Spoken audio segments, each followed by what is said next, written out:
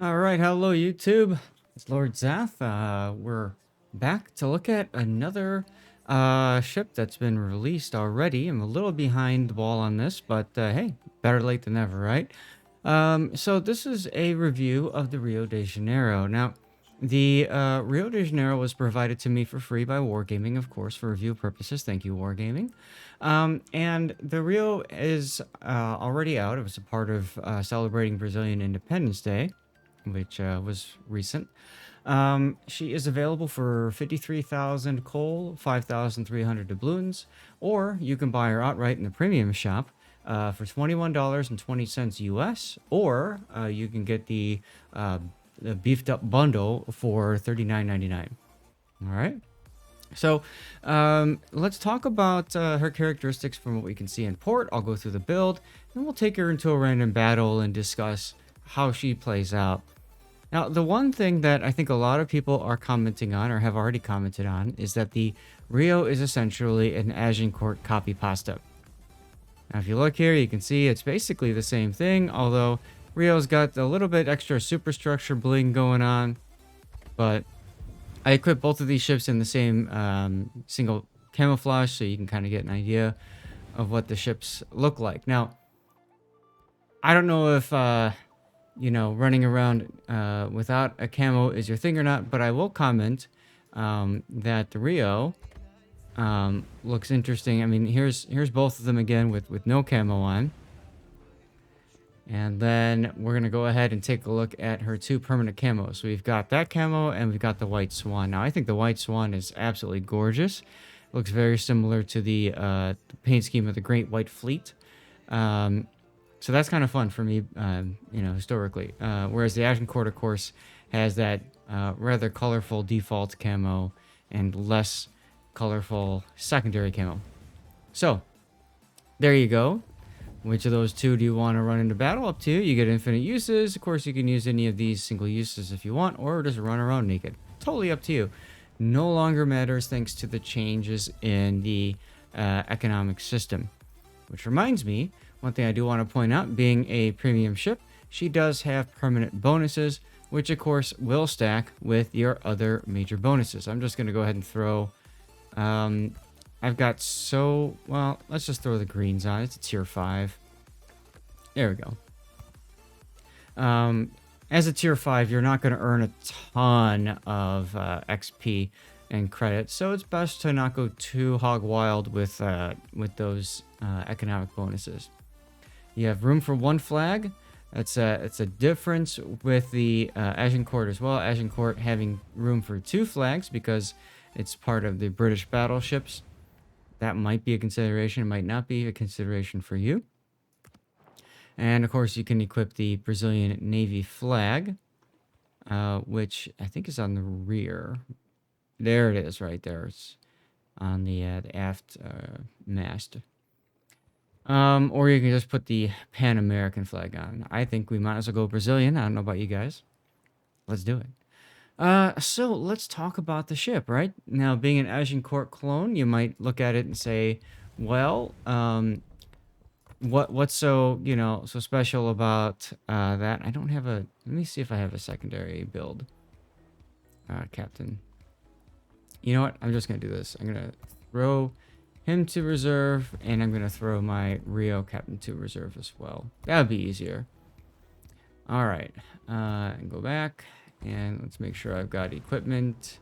Yeah, Agincourt secondary. All right, so let's take a look. Secondary range of 6.9 kilometer. Rio, 5.4. Interesting. I wonder if I'm missing something. I don't think I am, though. I've got the secondary flag on the Agincourt. And I've got that. So, okay, so it's not exactly a clone of the Agincourt. Interesting. All right. Now, what does that mean for you? That means you may not wish to run a full secondary build. I went ahead and threw a full secondary build on for funsies. And you can see I'm only 6.5 maximum range. So that's a consideration. You may be better off just speccing into standard guns. But I went ahead, like I said, and I built a secondary build starting with emergency repair. And then I went for tier 2, I went first into priority target as part of my core battleship build. Then I went ahead and built out the secondary range.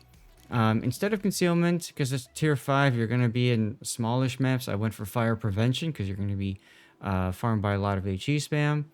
Then I picked up manual secondaries, adrenaline rush, and then turret traverse, grease the gears, and then finally ended up with vigilance, figuring if you're going to be up close and personal trying to get your secondaries into action, you're going to be dodging a lot of torpedoes, so vigilance helps with that. So she's got the 305s here, and we could take a look at their characteristics compared to the Agincourt as well. So the big thing, of course, is you look at AP damage. So 8100 at 831 meters per second, 831, 8100. So the guns seem very similar with the reload 36 second and 45 second 180 degree time. Switch back over. As you can see, Rio fires quicker at 31 seconds. And of course, I've got the grease the gears on the captain, so it's a little bit better to traverse thanks to that. Again, we can send it to reserve and we can take a look. 60-second turret traverse. Agincourt is 45. Yep. Okay, just making sure I didn't have something on there. So Rio definitely doesn't seem as strong as Agincourt to start off. One other thing I want to note is that because it is part of the Pan-American battleship group, when you throw a captain on, you are working on a commander for Pan-America. There's not that many Pan-American ships. Matter of fact, you don't even see it here in the tech tree, so I'm going to have to go and drop that, and drop that, and drop that, and drop that technically, but they're all premiums, and you can see not too many premiums available, or ships available, just the Atlantico, Jurua, Altebreu, Rio, and Nueve de Julio. So, I mean, it's not...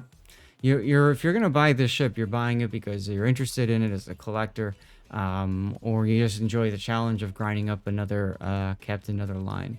In my opinion, I don't see another reason otherwise. We got the standard flags on, and let's take a look also at her armor layout. Now, she's got 19 millimeter fore and stern aft plating, which means you're going to see a lot of penetrations up top there for HE spammers especially, and also for battleships that aim a little high. They're going to pen, maybe even overpen the fore end plating. There is a nice icebreaker belt here on the front and also on the rear. That comes in very handy when you're up close and personal.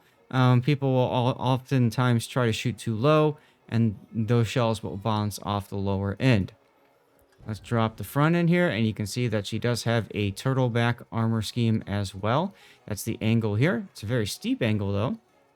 But the idea being that a shell coming in from the side will hit this angle right here, and then bounce upwards and outwards. It'll penetrate possibly twice. Well, penetrate once or possibly overpen. But the idea is you won't take citadel damage.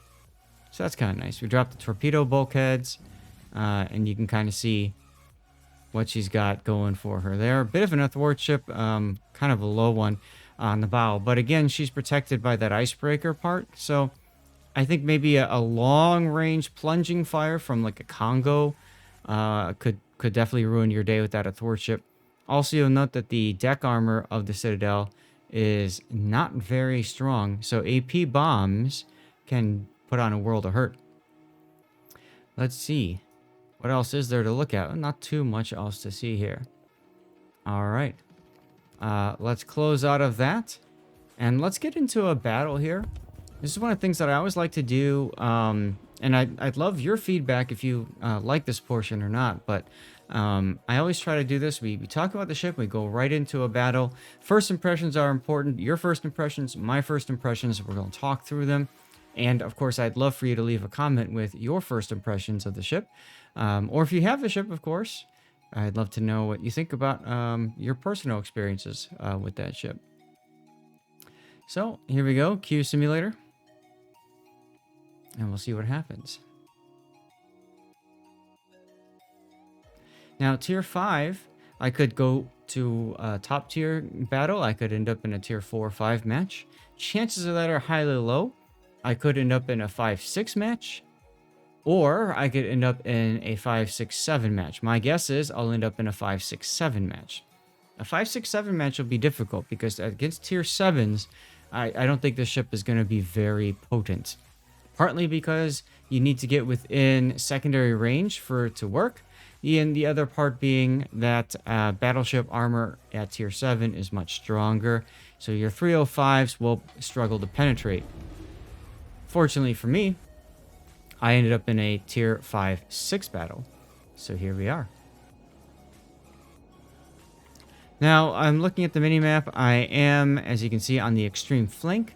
So I'm going to continue up that extreme flank. However, I see 2 kamikaze Rs as my main threats. These are both torpedo destroyers. And, of course, that's going to be a problem for me. So I'm going to work up the 1-2 line. If I feel like I have trouble with torpedoes, I will, of course, boogie out. I have HE going into the barrels. That's okay for initial contact. There's only 3 cruisers that I could possibly smack. You know what? I'm going to put AP on anyway. Against long range, the battleships there... Oh, look, there's another Rio. Against other battleships long distance, I think HE is probably going to be the way to go. Also, one other difference between Agincourt, now that I'm thinking about it, Agincourt, I'm pretty sure, has the 1/4 HE penetration, whereas I believe Rio has the 1/6 HE penetration. I'll have to check that out in port later. In case I forget, comment on YouTube and ask. I will go back in and you know, answer accordingly. Because I know me. I don't know about you guys. When you think you're going to do something and you're like reminding yourself to do something and then it just doesn't happen, you're like, ah, I forgot. I don't like seeing the Nicholas turning away like that. As a matter of fact, I wonder, can I do that? Yeah, I can. I can be like, yo, turn around. And I can ask for some support. Now, another key difference too, there's no special horn with this ship. Oh! Now that's interesting, because when I played the horn in port, it was just a standard ha thing. Interesting. That's kind of cool. We'll play that again in a little bit.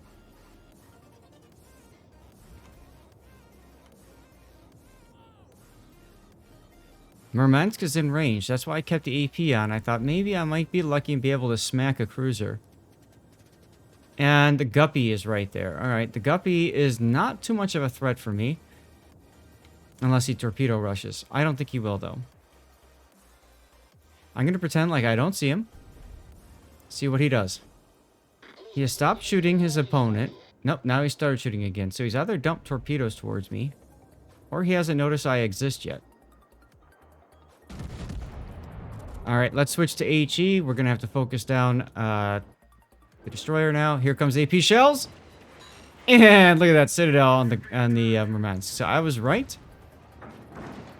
I was targeted, no longer targeted, now targeted again. The Guppy just fired his torpedoes at me. That's why I used priority target. So I am immediately slowing down and turning back in to ruin his target solution on me. And I've got my HE loaded. Let's go. There's the torpedoes. And there's the HE shells. I'll just sit right here for a sec. There we go. Easy dodge. Now, Vigilance coming in handy here too, of course, because I'm seeing torpedoes a little bit earlier.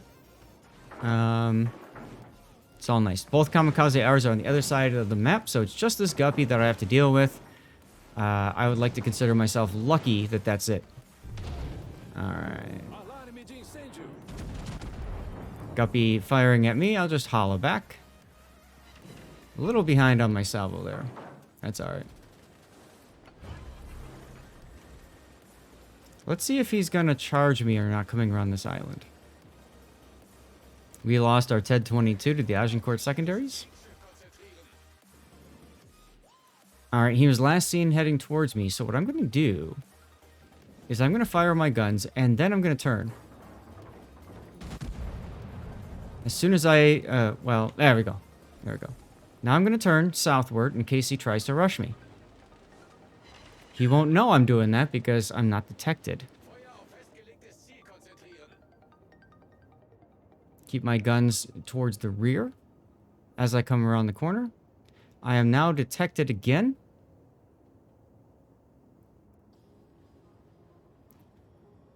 I got a double fire on the Koenig, but the Koenig did not open fire. I am no longer detected. Guppy is running away. Get some more shells going on the Koenig. Maybe I'll get lucky and get a fire going on him.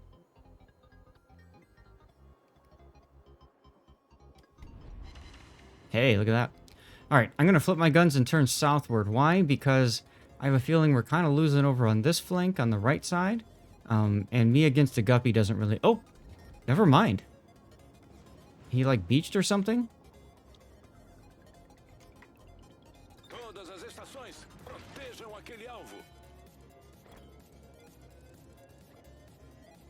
Try to give him a hand. There's the torps. Oh, good. He dodged. All right, let's go. No worries, dude. Can't aim. Oh, God. All right. I kept on going because the Guppy is pretty much going to be stuck between me and the Bayern. Normally, I would have turned south again. Hey, look, there he is.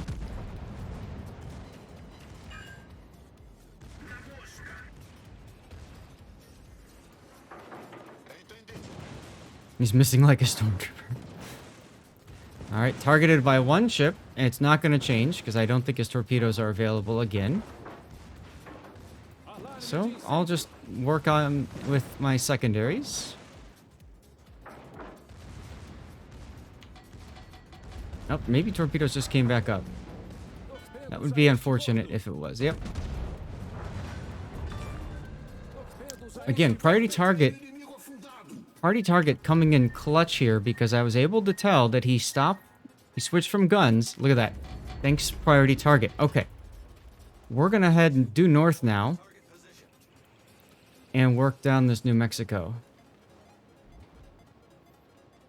Generally speaking, in battleships, especially lower tier battleships, you don't want to be changing your direction much. Because if you do, you have to flip your guns, and that wastes a ton of time. So I know I want to be approaching the New Mexico. So I'm going to put my guns more towards the forward end to get them to start turning earlier. And here we go. Our other flank has cleaned up over there, which is exciting to see. Both kamikaze R's are destroyed.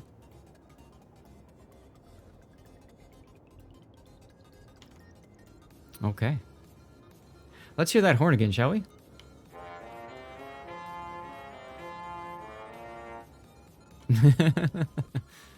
Well, hello, New Mexico. Did I get all my guns off? I did.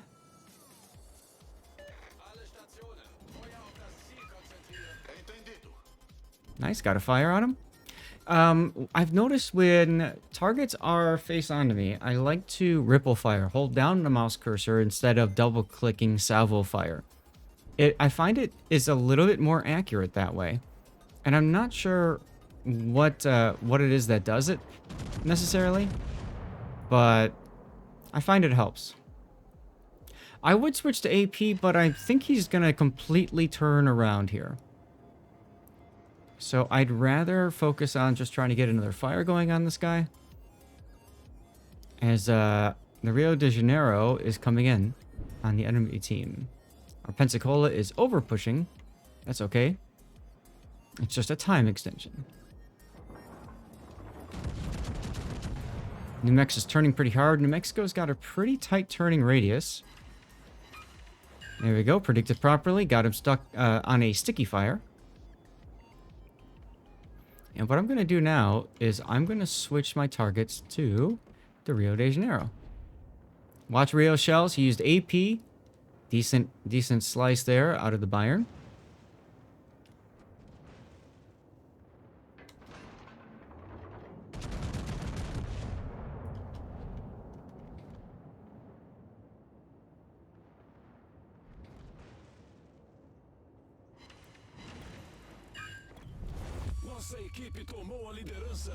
I'm letting the Bayern know that I can take the lead if he backs off. We'll see if he does.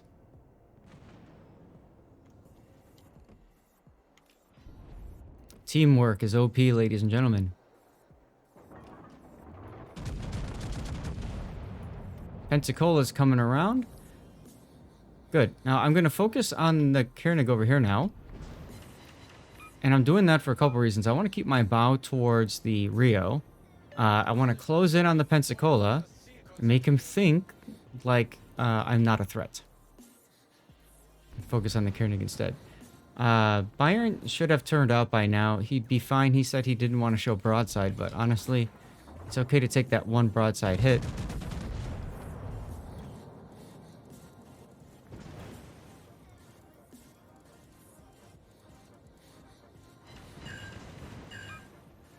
All right, double fires on the Koenig. Immediate DCP for him. Pensacola is going to kite away, and unfortunately he's going to burn down the Bayern because the Bayern did not turn. That's okay. We are now keeping 3 of the enemy up north focused on us, and there are exactly 3 of the enemy. I'm going to switch to AP, and let's see what happens with AP shells, huh? Oh, I was really hoping I'd get another AP fire on him. Anyone have any cream for this weird burning sensation? Lol. Alright. He's coming out broadside. He's firing HE.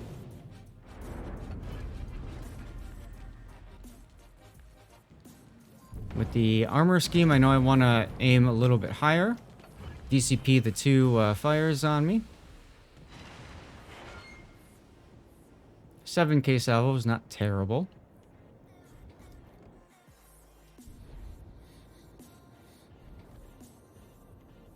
Ten seconds to go until I can reset. Here we go. And just as the DCP ends, I get set on fire again. That is RNG for you. Oh, and I somehow lost the main gun.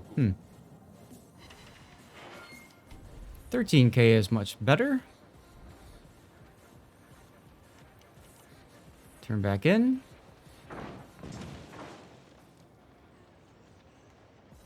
Pensacola is going to be my new friend for right now. Koenig's going to go down.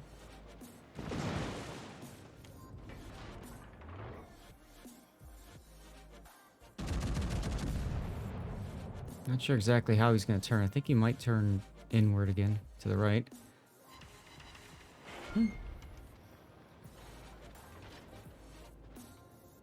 Oh, look at this border I just found. Let's get off the border, and I can keep firing at the Koenig using that. He's going to go down anyway. Whack. There he goes. Kraken for the aviator. That's funny. Alright. What do you say we get rid of this Rio, huh? Die, die, die, die, die. Alright, Pensacola, it's just me and you. I love the Pensacola, by the way. And he's running out of room. He's got the island there. It's going to force him to come back towards me or to run south. He's choosing to come back towards me, which is excellent. I like this a lot. And I'm just going to hold and see what he does.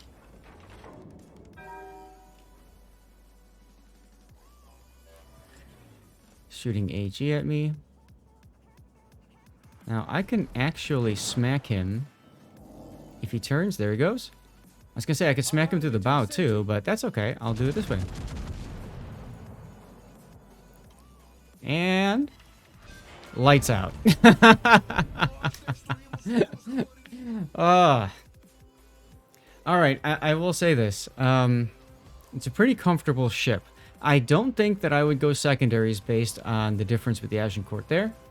But you can see I came in second place. First time playing the ship. Not too shabby, huh? I'm gonna send a compliment to the Bayern because he was a fun guy. Not bad, not bad. Let's take a look at our detailed analysis here. Here's our 3 ships that we killed. And then, of course, we put some work on these other ships, the Murmansk. We got that early salvo on with him. That was very handy. It forced him to go defensive. Eventually, he died. And then you can see here with my performance, my secondary performance, not too fantastic, but again, my range isn't the highest. Pretty good potential damage at almost 750,000, and or 750,000. And yeah, credits and XP earnings. Here we go. These were all the greens. You can see there. I got pretty good haul out of this. So yeah, I'm not gonna say I'm in love, but I really enjoy the ship. Let's hit the horn again.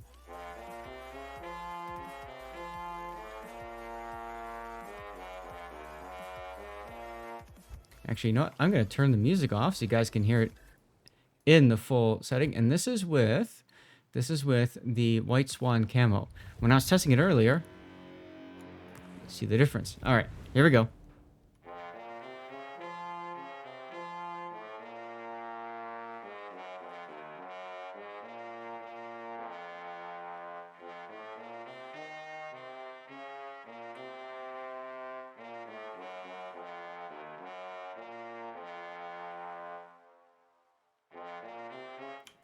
Not bad, huh? So, I'm not sure what that horn is. If anybody knows, please comment accordingly. I'd like to hear it. But yeah, there you go. There's our review for the Rio de Janeiro. Ladies and gentlemen, I'd love to know what you guys think about the ship. If there's anything else that I should be doing differently, or if if you like the replays, the way they're being, or sorry, the reviews, if you like the way they're being covered. Ultimately, at this point, we're gonna probably stop the video. Check the comments below. There might be an opportunity for you to get your very own Rio de Janeiro. Until then, this is Lord Zass signing off. Take care. See you out there.